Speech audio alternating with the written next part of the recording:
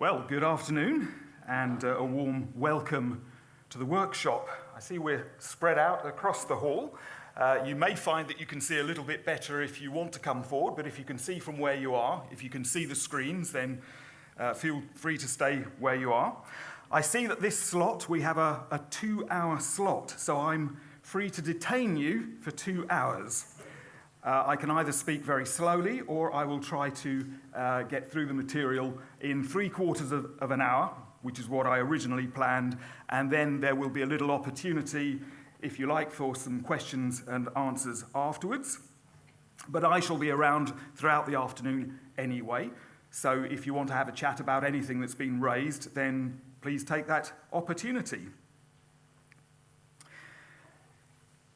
You should have a handout which is headed up Leviticus 23, 1 to 44. So perhaps I will start with the reading.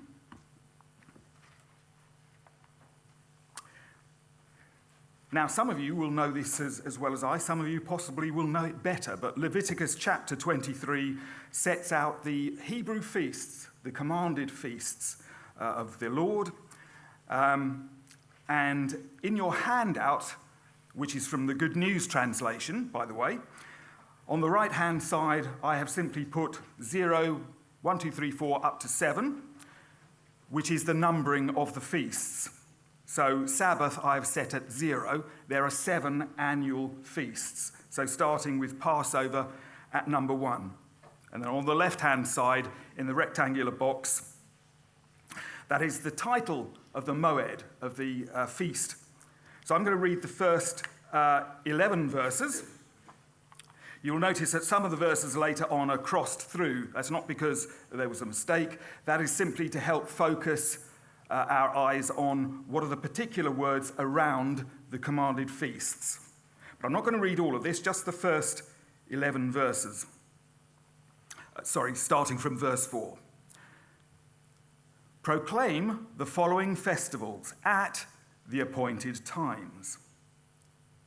The Passover, celebrated to honor the Lord, begins at sunset on the 14th day of the first month. On the 15th day, the festival of unleavened bread begins, and for 7 days you must not eat any bread made with yeast. On the first of these days you shall gather for worship and do none of your daily work. Offer your food offerings to the Lord for 7 days. On the 7th day you shall again gather for worship, but you shall do none of your daily work. When you come into the land that the Lord is giving you, and you harvest your grain, take the first sheaf to the priest. He shall present it as a special offering to the Lord, so that you may be accepted. The priest shall present it the day after the Sabbath. And you can read the rest of that, of course, at your leisure later on. The second reading is in a sense linked. It's slightly shorter. 1 Corinthians chapter 15, beginning at verse 20, just the 3 verses to 23. So 1 Corinthians 15 and verse 20.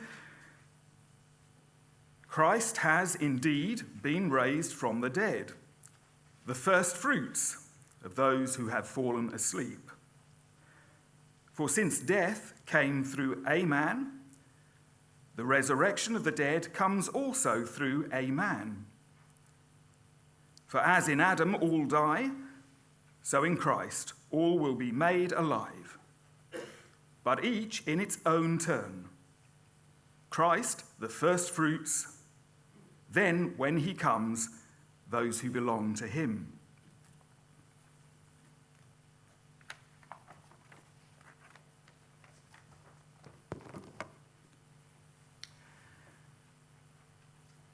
Okay, 3 days and 3 nights that changed the world.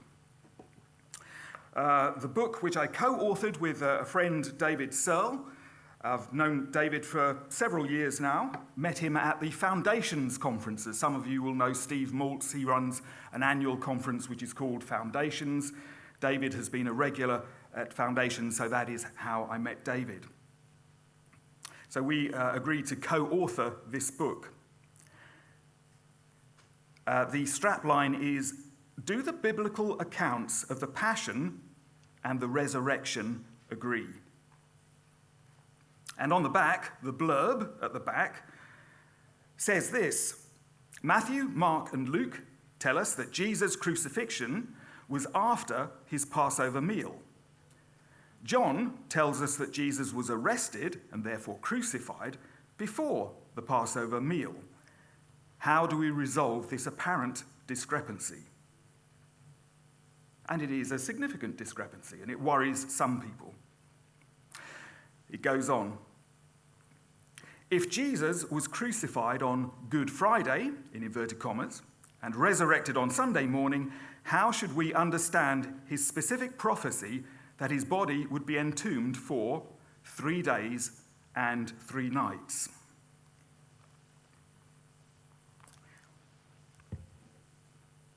Okay, so where does a book begin? Where does any book begin? I think there are 3 obvious areas where a book might begin. First of all, in the author's own personal experience, something in which the author is an expert, perhaps their own life, so that might provide the foundation for a book. Secondly, some commercial opportunity. If you're writing a book like Harry Potter, and you're expecting to earn millions and millions in royalties, then there's the commercial opportunity. That is your reason for writing. And possibly, a third reason might be some mystery or some puzzle to be resolved. Well, obviously, 3 days and 3 nights comes more in that sense. That's how this book began. Now, I do count myself very much as in many respects, a reluctant writer and indeed publisher. We all know this, don't we, from Ecclesiastes 12, verse 12. Of making many books there is no end, and much study wearies the body. So I think any Christian writer has to remind themselves that when we write books, all well and good, but we are asking readers to invest time and energy in reading our books. But maybe most crucial of all, we're actually encouraging them, you might say, to spend time away from the book. So the time invested in reading our books is perhaps subtracted from reading the book. Nevertheless, I think often a Bible commentary can be very helpful, and I hope that 3 days and 3 nights is helpful in that way. So, where did this book actually begin?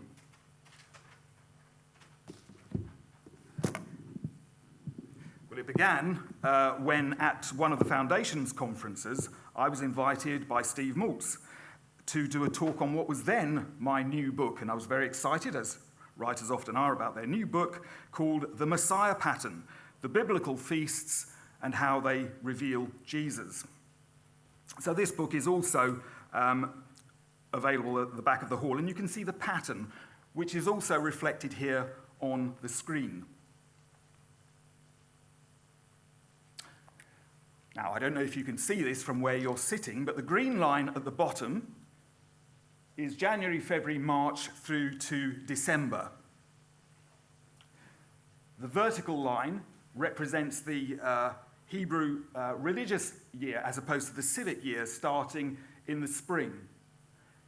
And those 7 blobs, if you like, represent the 7 feasts that we started to read in Leviticus 23, which is your handout.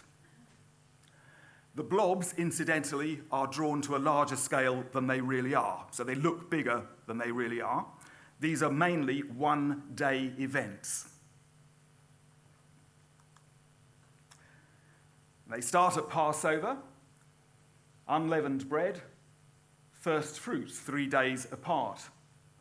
Moving on then to latter first fruits, our Pentecost, trumpets, atonement, and tabernacles, the autumn feasts. I have chosen very deliberately to use the English names because I think that's obviously easier for us to remember. Certainly it's easier for me to remember in that way. And for people who are brand new to this, also I think it's helpful to them to understand.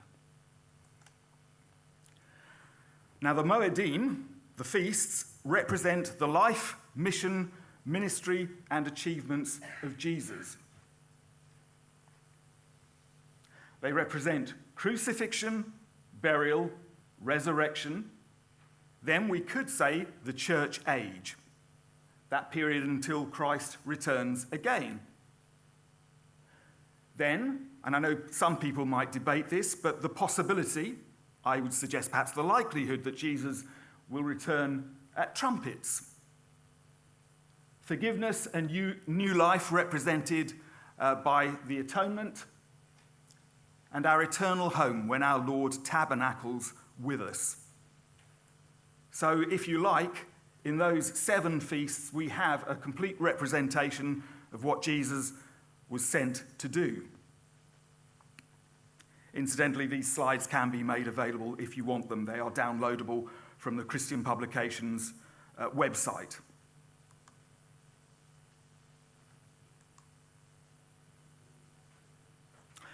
The first 3, as in our reading, are referred to as the Feast of Unleavened Bread. But I'll come back to that in a moment.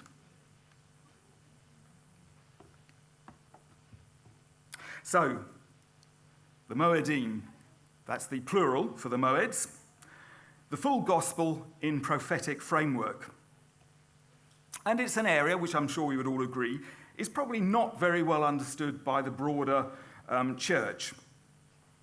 So when I did my talk at one of the Foundations conferences, the talk went very well, and at the end of the talk, we had a few minutes spare, so I invited questions. And the very first question that came was from a lady at the back of the hall, and she asked me what was my personal opinion of the 3 days and 3 nights conundrum in terms of Jesus being entombed for 3 full days and 3 full nights. What was my opinion? Well, that slightly threw me because it's not a subject that is covered off at all in the Messiah pattern. So my answer was a less than satisfactory answer. I had to say that I was well aware of the problem, but it was not a problem I had ever really addressed or thought about in detail, and that I hoped one day to have the time to allocate to do that. So a disappointing answer. However, David Searle popped up, and he gave his view, which was very helpful, and in just a few minutes he expressed his view, which actually largely we have incorporated into this book. But one thing that David had done that was really, really very useful was to prepare a spreadsheet looking at what we call Holy Week, the days leading up to the crucifixion and the resurrection. And we've incorporated that as a fold-out chart at the front of this book. So that's all David's work, and it's very forensic. He looks at it day by day, and in one case, effectively hour by hour. So I think that's very helpful, and it sets out a good view of what Holy Week probably looked like. So all of that is backed up, obviously, substantially in the book itself. So, we move away for a moment from the Moedim, and we come back to 3 days and 3 nights. There are 4 key problems of Holy Week. If you solve any one of them, you're on your way to solving the other 3. So the problems, very briefly, are these. First, as we've just heard, Matthew, Mark, and Luke are all very certain that the Passover meal was held, then Jesus was arrested and crucified. John says something different. he is quite clear that the Passover meal has not yet happened when Jesus is arrested. So that's the first question. The second question, again, is quite simple, really. Why does the institutional church, why does the church historically choose a Friday, in inverted commas, crucifixion, when Jesus spoke very specifically about his body being entombed for 3 days and 3 nights? Obviously, you cannot squeeze 3 days and 3 nights between a Friday afternoon crucifixion and a Sunday morning, very early, resurrection. However you count the days, you can't actually squeeze it in. The third question is perhaps the most simple. Is there a missing day in the middle of Holy Week? One of the earlier NIV study Bibles, apparently I haven't got it, but we've referred to it, refers to the chronology of Holy Week and refers to Wednesday, in inverted commas, and says, missing day, nothing much appears to have happened, which we might think is perhaps rather odd in what was otherwise the most crucial week of Jesus' earthly ministry.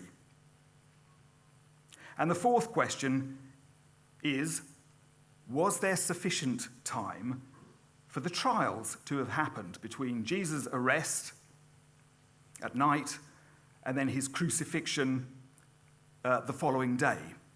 And indeed, would those trials have been legal, at least in accordance with Jewish law at that time? So I repeat that once we resolve the Last Supper and Passover puzzle, we do go some way to resolving the other puzzles. But before we turn to that, let's come back to the 3 days and 3 nights question. So the first question that we ask ourselves, and we ask this reverently, is, did Jesus make a mistake when he talked about his body being entombed for 3 days and 3 nights, or was it an exaggeration, perhaps a deliberate exaggeration? I'm sure most of us would say straight away, no, that can't be the answer. Well, then we have to ask ourselves, secondly, is our understanding of these events inadequate? And the third question is, in specifying and speaking of the third day, what is Jesus spotlighting? Because it's, I think, 5 times in the Gospels, Jesus speaks about his body being raised the third day. He didn't actually say 5 times after 3 days and 3 nights. He said that once. So in speaking of the third day, what is Jesus spotlighting? More and more questions, I'm afraid. Must 3 days and 3 nights equate to 72 hours, 24 times 3? Well, our response to that is no. I must admit, a couple of years ago, if you'd asked me that question, I would have thought, yes, we're talking here highly literally. 3 days and 3 nights must mean 72 hours. However, there is reason to understand in terms of Scripture that the word day can mean various things, variously 24 hours, for sure, or periods less than 24 hours. And it can mean periods far removed from 24 hours. For example, and I'm not going to read it, but you can jot this down if you like, 2 Peter 3, verse 8. There are numerous references throughout Scripture, Old Testament and New Testament, to in that day, where it is not pointing to a specific period of 24 hours. It may be pointing to an epoch, that time of judgment, that time when Jesus will return in that day. So it's not specifically there talking about a period of 24 hours. Okay, so if Jesus was crucified on a Friday, then 6 days prior to that would see Jesus enter Jerusalem, the triumphant entry, on a Sabbath, which would have been illegal. So one thing that is not often acknowledged is that a Friday crucifixion actually raises other difficult questions which are not resolved. Jesus would not have come into Jerusalem illegally. Indeed, I understand that the gates would probably have been closed anyway. So a Friday crucifixion certainly raises questions that have not yet been, in that sense, satisfactorily answered. A Friday crucifixion also doesn't allow for 3 days and 3 nights, however you choose to measure that. Now, in the book, we do go through different types of measurement and how you could maybe call short periods a day or a night. But however you do it, and we measure it in 3 different ways, you can't fit 3 days and 3 nights into that period. However, a Thursday crucifixion, and I think increasingly it is agreed, solves the problems, providing that we accept that the term day and night can mean periods of less than 12 hours. Why then did the early church, or the post-apostolic church, settle on a Friday, in inverted commas? Well, essentially because the day after the crucifixion was a Sabbath, and that was assumed to have been the weekly Sabbath, in our terms, a Saturday.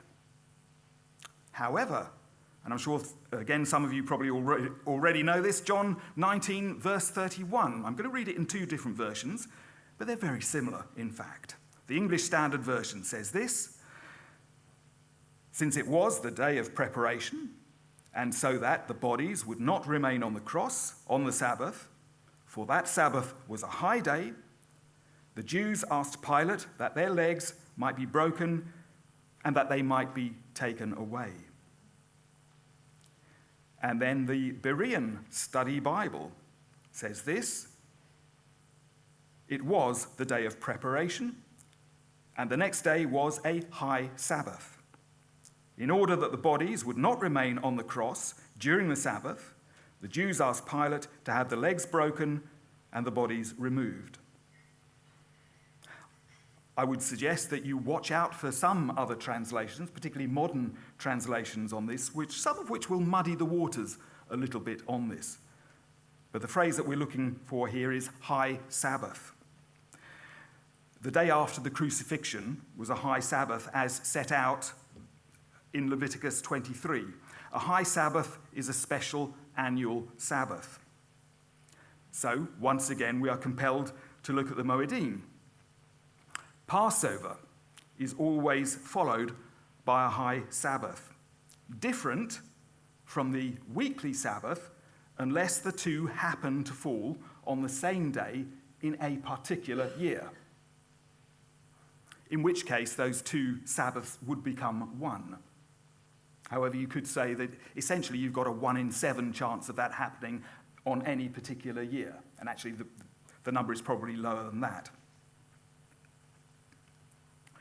So, a reasonable working assumption is that the 2 Sabbaths did not coincide in the year in which Jesus was crucified.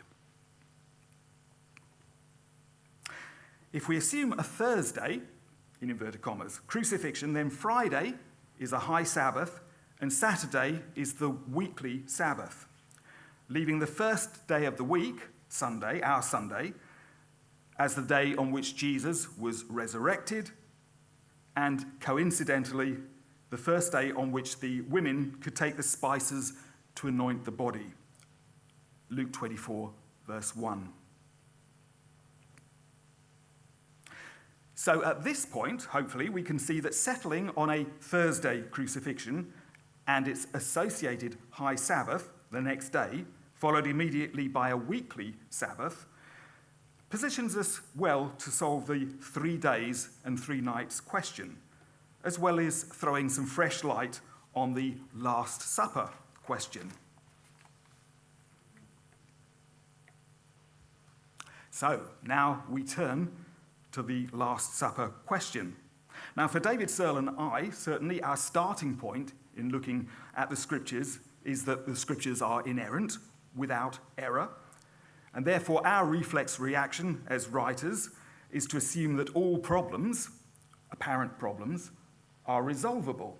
We may have to roll up our sleeves and do some digging, but problems should be resolvable. How then do we resolve the Matthew, Mark, and Luke statement that the Last Supper was a Passover meal, with the John statement that the Passover meal had not yet happened at the time of the arrest? Now, I'm going to cut straight to the chase on this. Our answer, David Searle, my answer, is that two different calendars were in simultaneous use in Judea and Galilee. Now, at this point, you might be thinking, what is the evidence for two different calendars? We'll just pause for a moment and think, well, in our world today, there are multiple calendars in use. You know, in London, I'm not sure what time of year it is, but the Chinese New Year is always different to our New Year. This year is, in the Jewish lexicon, it's 5779 or something like that, the Jewish year. Therefore, the Islamic calendar, again, is different. So for there to be multiple calendars in simultaneous use is not unheard of. So our question then is, biblically, was there more than one calendar in use simultaneously? Well, after the Babylonian captivity, it is evident that a new civic calendar, not a religious calendar, but a civic calendar, was instituted.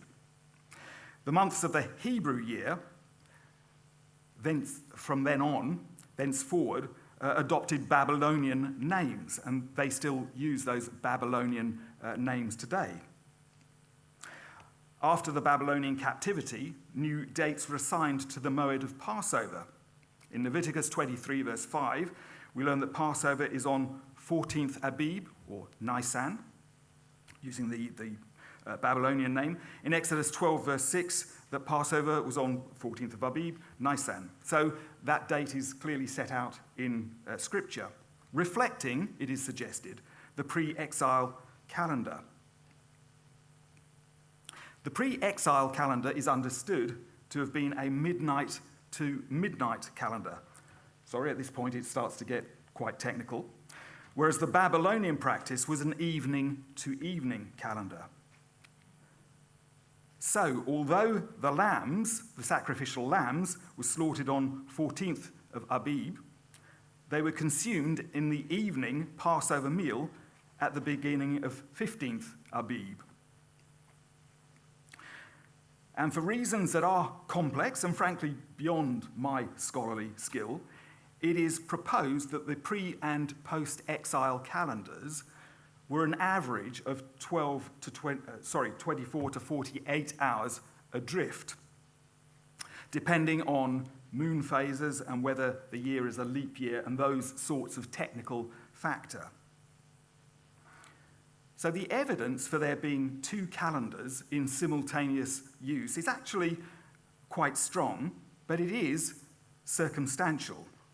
There is no single ancient document, unfortunately, that spells this out very clearly. So we are compelled to a certain extent to read between the lines to reach this conclusion. However, it is the only solution to the idea that Jesus and his disciples were using one calendar, whereas the civic calendar used by the Roman authorities and the Jewish civic authorities was effectively 24 hours to the right. And the idea is further that people who are of a particularly religious persuasion, and particularly the Galileans to the north, who had not gone into Babylonian captivity in such large numbers, were still using the pre-exile calendar, which would have been the same as the Moses calendar. And as Jesus was brought up in Galilee, and obviously of religious parents who took their faith seriously, it is quite likely that he and others, such as the Essenes, were using that, you could say, more religious calendar. So I hope that at this stage we can see that in ways that are reasonable and do not stretch credulity, all of the key issues and problems of Holy Week can be resolved. And yes, that the scriptures are indeed inerrant.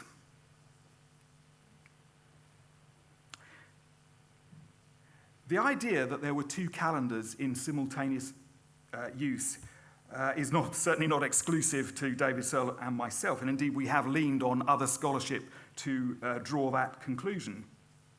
Interestingly, Pope Benedict XVI, who is noted as a scholar, reached the same conclusion. I think it was back in the 1990s that he made a particular comment on this basis, referring to this particular question. And Ian Howard Marshall, that's a name that some of you will have heard, often known as I. Howard Marshall, I think an American Christian theologian, also said something very similar in the 1980s. But a very interesting book that came out a few years ago is The Mystery of the Last Supper, Reconstructing the Final Days of Jesus by Colin J. Humphreys. Actually, he is Sir Colin Humphreys. And he's a Cambridge academic. He is evidently a Christian. He's written a very, very detailed book which seeks to unravel many of the mysteries of Holy Week. David Searle and I looked at his book, and we find it really very helpful in many places. And in unraveling some of these issues around the two calendars, Humphreys sets aside, I think it's 3 chapters, to really look at this in very scholarly and forensic detail. We allocate 1 chapter of our book. We did, however, have some difficulties and issues with Colin Humphreys' books. It is obviously very well meant, but there are some glaring inadequacies within the book. For example, he refers to the Jewish name of Yeshua, except he describes it as Yeshu, which I think many of us will understand is often seen as a Jewish insult against the name of Jesus. Interesting that he hadn't picked that up. But the biggest glaring question mark over this book is that Colin Humphreys, not in one place in this entire book, questions the Friday crucifixion. He supports the Friday crucifixion, but nowhere, as a scholarly book that seeks to reconstruct the final days of Jesus, and in the light of what we're talking about, how do you squeeze 3 days and 3 nights, simply not addressed in this book at all. So I would, in a sense, recommend it for people who are really keen to get into the scholarly detail. Yes, David and I said that we agreed with about half of this book, but the other half we didn't. Another slight criticism that we had of this book was that Humphreys tends to explain the miraculous in sort of secular terms, so that the miraculous issues are often explained away in pseudo-scientific terms. I think it's a major shortcoming of this book. So if you're a particularly keen scholar, I would never say never, but we included an appendix within our book to show all of the places where we agree with Colin Humphreys and where we differ from Colin Humphreys. So I hope you find that useful. But yes, he sets out in rather more detail than we do the evidence for the two calendars and how this approach has been built up. So I commend it on that basis.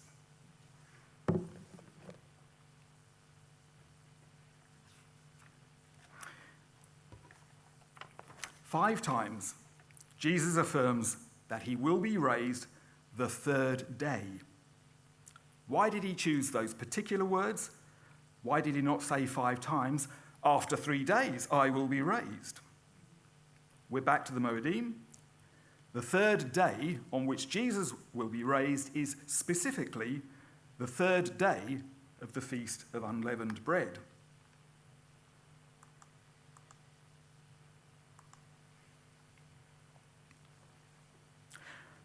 When he said that 5 times, Jesus was not making his comment to distinguish a period of 72 hours from a period of less than 72 hours. He is focusing our attention on the fact that he will be raised at first fruits.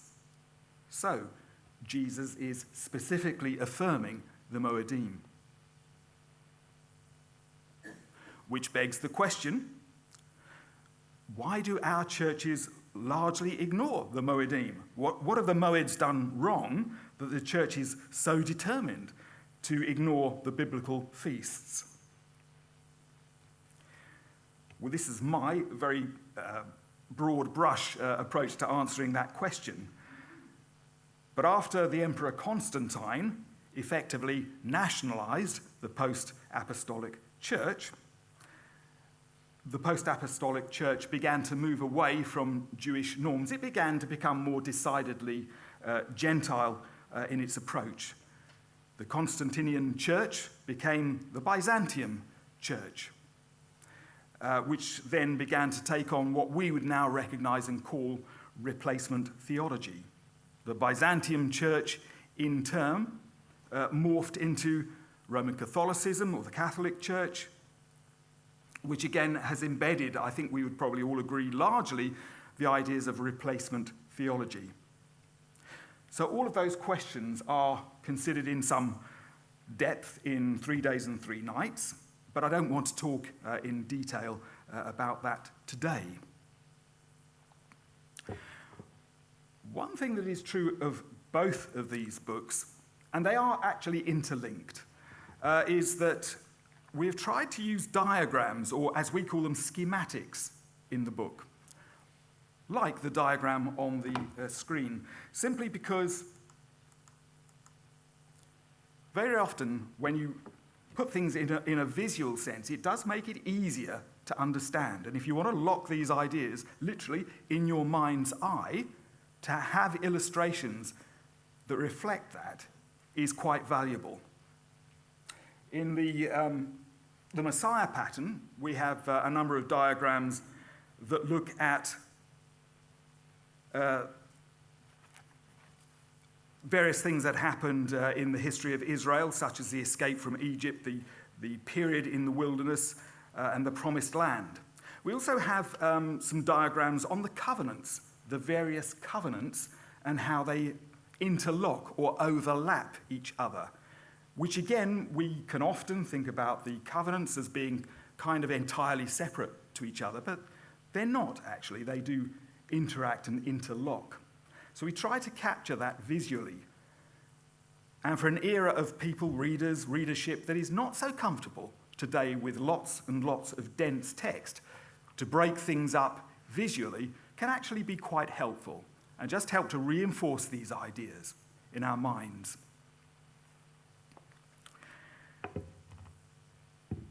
And in 3 Days and 3 Nights, we considered the question of, in several places, the 3 days and the 3 nights in diagrammatic form. Again, moving through this where it's dark, the highlighted bit is in the middle. That's the bit that we're focusing on. Again, can make it quite easy, really, to follow these things through. So, if it's all sounded quite technical and quite frightening up to this point, hopefully the diagrams help to just lift these things out of the page and lock them in our mind's eye.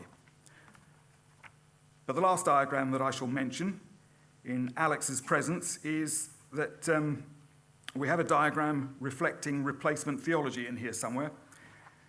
How the church and Israel, as covenant peoples, took opposing directions, you could say, in the post-apostolic period. Now, I know I mentioned this in front of Alex because you had a similar diagram in one of your books, Alex. So we reached, if you like, a similar conclusion in a similar way. But showing in this diagram how replacement theology has effectively blindsided the institutional church to the pathway that Israel took. And yet those two pathways must come together at the end in this idea of one new man, the two united in Christ. We say that there will be a period when the church recites, gains sight again of its Hebrew root. And honestly, I believe that we are now living in those days. Even the very term replacement theology, which, 30 years ago, was it known, Alex? I don't know. Replacement theology, but it's certainly an idea which is very embedded these days. So because we're aware of the idea, we're more aware of how it has blindsided us to what God is doing with Israel. but we are going to come back together again in the future as one new man. So again, to see that visually is, I think, hopefully quite helpful. So I just sum up now. The 3 days and 3 nights conundrum is one that few Christians are familiar with.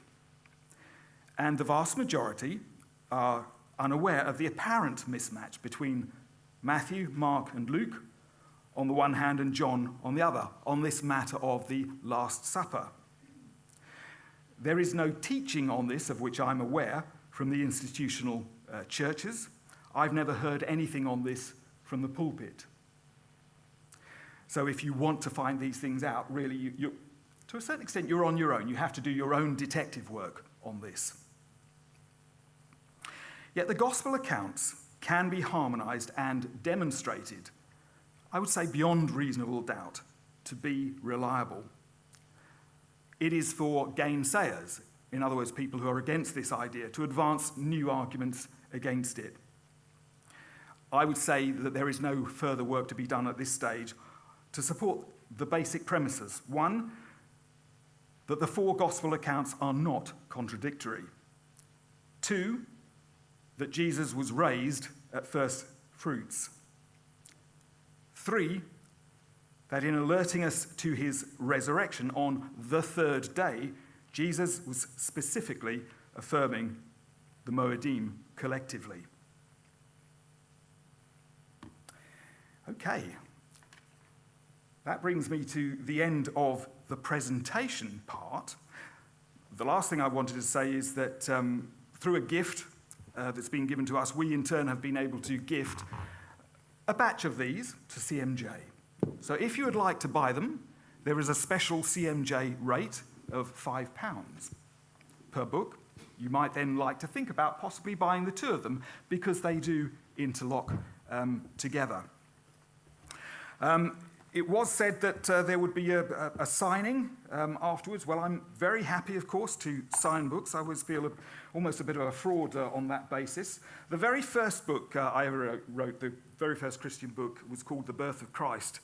And when you write a book, any book, you're always thinking, well, who's our readership going to be? And we had a young lady at our church in Linton, actually, who was aged about 20, 21, and she bought a copy of that book. And I have to admit, I was quite surprised and a little bit chuffed at that. So I signed it, and with a bit of a flourish, and then handed it over to her. And she said, "Thank you," she said. "Thank you. When you die, this book will be much more valuable." So I thought that was a very good put down for any author, actually. So I will sign any books if you want them. But I hope that my books are not going to surge in value anytime soon. Okay. Peter, thank you so much.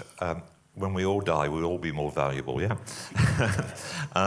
So thank you, Peter. One of the great things about a workshop is that we can actually dig a little bit deeper. And we've got 15 minutes at least to go for Q&A if you want to, and then we're going to just stop and Peter will be at the back to answer any more personal one-to-one questions. But here's a chance just to dig out a little bit more in detail what Peter's been saying. We thank him for his very clear and forensic presentation of this issue.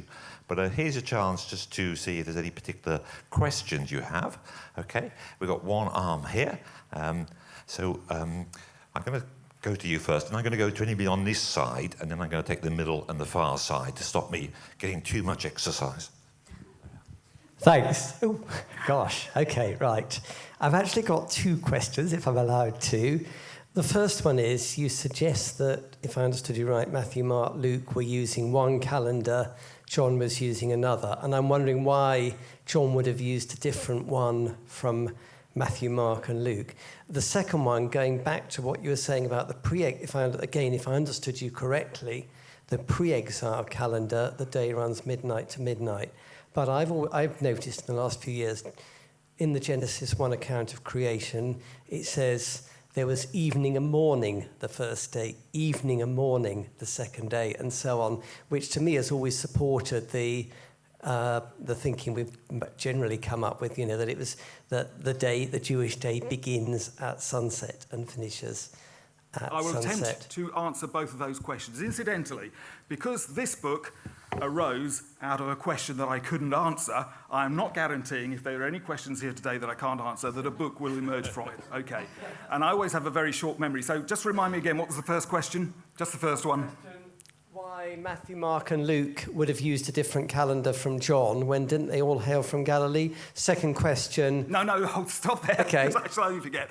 Okay. No, I'm not we're not suggesting that they were using different calendars, but that the incident reflects the use of two different calendars. So the Last Supper that is reflected in Matthew, Mark and Luke merely reflects that Jesus had his Passover supper in accordance with that calendar, which it is thought the Essenes were also using, and there is a suggestion that there may have been some Essene connections. However, the civic authorities were using the other calendar, which was effectively 24 hours to the right. So John is only reflecting, and what he says is that when the ruling authorities, the Pharisees in particular, went to the governor's palace, they would not go in because it was approaching a Sabbath, and that would make them ceremonially unclean because they were using the calendar, the civic calendar, 24 hours to the right. So Jesus had his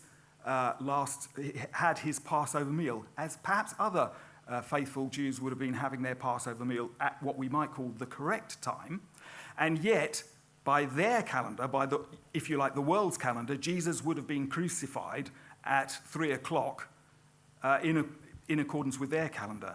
So he was the Passover lamb by their calendar.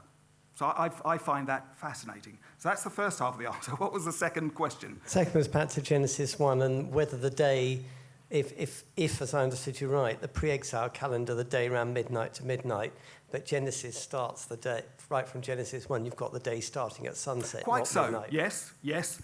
And the Babylonians were using an evening to evening calendar. So it seems that at some point, the pre-exile calendar, how can we put it?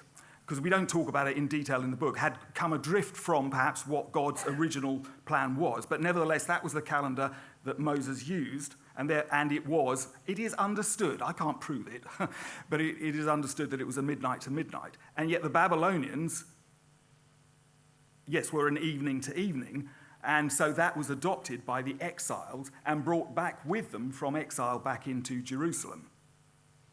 Sorry, I can't, in a sense, take it any further than that. Humphreys does dig into that stuff in much greater detail. So if you really want to explore that and tug it to pieces, he's probably your next port of call. He in turn refers to other people, again, who are real scholars, if you like, in this area, ancient scholars who can, again, cast further light on that. So there is, in a sense, more work to be done, but that's as far as I can go, in a sense, on that. I think that's helpful, Peter. Okay, they've got an armour here. There we are. What you've been teaching is quite dear to my heart. So I've been learning about how Passover was practiced, and in Deuteronomy 16, verse 6, it says, "You must offer it only at the place designated of worship, the place of the Lord your God chooses for his name to be honoured." And then further in 7, it says, "Roast the lamb and eat it in the place the Lord your God chooses, and then you may go back to your tents the next morning." And even in Josiah, when Josiah celebrated Passover and Hezekiah, they came to the temple and celebrated it. So my question is, how would Jesus have had a Passover meal in an upper room and not in the temple when the temple existed at that time? Well, I shall give my answer, and then I may defer to Alex, who may, again, have a further view on this. But my understanding is that it was not uncommon for people who were perhaps remote to celebrate, if that's the right word, Passover in their homes, not necessarily at a synagogue at all, but that in exactly the same way that as the children of Israel escaped from Egypt, they ate the Passover lamb within their homes, that view was still carried on. Alex, do you have a further view on that? No, but only to say that I think clearly there is Jesus' relationship with the temple is a really intriguing one. There's a closeness there, but there's also a disconnection from the temple. And when you look in the book of Acts, in what sense do the early believers continue within the temple tradition? Are they simply part of the prayer community, or are they in some sense still part of the sacrificial community? And that's a big issue. And I don't know if I've got a clear answer on that, but I think it's something worth exploring. Good question, thank you. Yeah, excellent. Got question 1, 2, and then we'll go to this side, your last chance on this side, and I'll come over to the far side. There we are. Thank you. Well, before I ask my question, I was going to add something a little bit to the Passover and the temple observation. I think it doesn't really cover it in the Leviticus account, but it does cover it in other accounts of the Passover, which makes it absolutely clear that Passover is a home-based thing. Well, certainly the Exodus one does that. It's everybody takes a lamb for the family or for the neighbours if necessary, and it's a home-based thing. So it's not clear-cut that it's only a temple thing, but very much a home-based thing, not actually a synagogue thing. But anyway, my question, I think it's partly been covered. Well, sorry, another observation, just to assure you that in our fellowship, we've long believed that Thursday crucifixion is more accurate than a Friday one. And that's what we teach at our Passover celebrations as well. And we've gone through that week as well, so I suspect some of that information has been come from the same sources, but it's not, as you say, from officialdom, as it were. But yeah, I was going to ask you about the accounting for, whether you'd accounted for the sort of Hebraic idioms and ways of thinking. I think from what you're saying, you might well have done in part in counting 3 days and 3 nights. But perhaps you could expand a little bit on that more, because I thought you started to get into it, then you moved on, and it'd be good if you could expand a little bit on the on these varied definitions of day. I mean, I know that even in English, you can use the word day to mean a period of time, not 24 hours. Like when you say "in my day," it's not a day; it's a period. It's a long period of time. But I just wondered if you could expand a little bit on that, really, because I think that goes a long way to explaining the potential for different interpretations. Let's put it that way. Thank you. Yes, on page 68, in a sense, visually, you can see it. But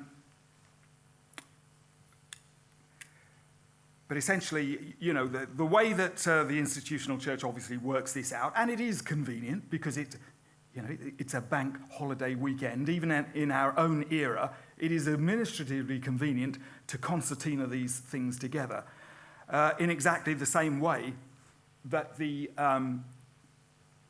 3 biblical feasts of Passover, unleavened bread, and first fruits are now, in Jewish circles, largely understood to be Passover. It's the Passover, effectively, weekend. They're doing, in a sense, just the same thing that we are, but in a different way. So they concertina these things together. But yes, so we work out, that if it's a Friday afternoon, then you can. Some people have argued that you get a little bit of Friday and all of Friday night, so that gives you 2. But that's really to stretch a point. I was talking to a gentleman not so long ago, and funnily enough, I asked my mother this question as well, and she said much the same thing. Well, is it 3 days and 3 nights? And my mum said, well, most people think that it's a little bit of the day and a little bit of the night, which equals the day and the night. Now, as we know, you can't actually do that because it still doesn't compute. But I said to this friend of mine, he's a good Christian man. Actually, he has since passed away, but he was at least interested in these things, and this book hadn't then come out. But we were just discussing this general problem, and I said to him, he said more or less what my mum had said, and that's what he'd always thought. And he'd been through the Church of England for his entire life, you know, and that's what he thought. And I said to him, well, don't you think that's just a little bit too easy or too convenient? And he smiled at me, but he didn't answer. And I think that's perhaps the way that many people will think about this. If they have never bothered to roll up their sleeves and do any work on this, they will probably think that. Well, it kind of works. So we read between the lines. It's sort of reading between the lines. But if you get down into the long grass and you look at it, well, it doesn't work. But it does work if it's a Thursday. A simple question, or hopefully a simple question, but the answer will be perhaps quite complicated. I just wondered about your comments about the trials of Jesus, the legality of the trials when they took place, because that obviously impinges on the 3 days and 3 nights. Yes. I was hoping someone would ask that question. No, I wasn't actually, but it is actually a helpful question. Yes. Colin Humphreys says, and we disagree with him, there was insufficient time for the trials. And therefore the trials would not have been handled in that way because they would have been illegal. But we take the view that everything in the Gospels seems to be pointing towards the trial being illegal. We make the point in the book that Jesus had been a dead man in their eyes for some months, if not a couple of years, 18 months, since his ministry started to take off. It says several times that they were gunning for him. So they were going to kill him one way or another. Would they have been so worried about the trial being legal or illegal? We don't go into it in great detail because you can speculate as to what was going through their minds. I don't think there's a great deal of point in speculating. But what we do work out is that there is probably enough time in the certainly 12 to maybe 14, 15 hours from the time that he was arrested to the time that he was crucified to have been between the various places, some of which were only half a mile apart. And I think the Garden of Gethsemane, again, someone will correct me, but it's less than a mile outside, even going, by the outside. So allowing that people were pushing this along in a thoroughly illegal manner, probably, they could have done everything that they wanted to do. The trials were probably truncated. We know that they were on trumped-up charges. Were they worried about the legality? I suspect not. So we take the view that the trials happened. They were pushed through at rapid rate, just like our own Houses of Parliament push through legislation when they really want to, when they can be bothered to do so. Sorry, I'm sounding cynical. So they did that in this case. But Colin Humphreys says that the fact of this, as he sees it, a missing day during the week, accounts for what he sees as being a full 24-hour trial period.